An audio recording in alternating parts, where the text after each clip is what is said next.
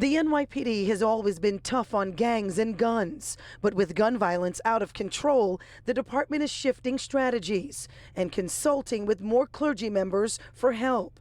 Pix 11 is there for a special meeting, a part of the Gun Violence Solutions Initiative. The clergy is the most trusted community in New York City, and I feel that we've always had partnerships with the clergy. But this partnership is a bit different. It includes crisis management and training, preparing clergy members for everything. Chief of Patrol Juanita Holmes tells us her biggest concern is any increase in violence, one person being shot, one person being met with their demise as a result of violence is one too many.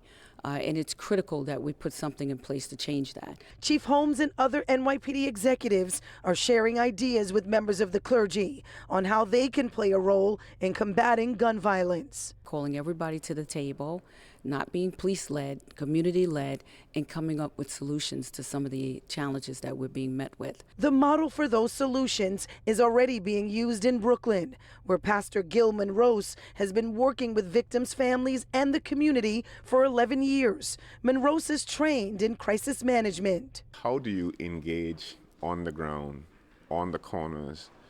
How do you talk to individuals? How do you look at them? And it seems those wreaking havoc on the city are shooting guns with no regard for life. Over the last few weeks, innocent people have been hit by bullets. Some clergy members say criminals also have no respect for authority. He's reaching for it. Earlier this month, an NYPD lieutenant was caught fighting for his own life in a tense struggle with a suspect who tried to take his gun. The lieutenant was ultimately shot in his ankle. So far this year, there have been 953 shootings across the city, with more than 1,100 victims, compared to 842 shootings and more than 1,000 victims during the same time last year. The hope now is with the help of these clergy members, things can turn around. We believe at the end of the day, of course, there's also a spiritual component to the violence that we're seeing in our communities.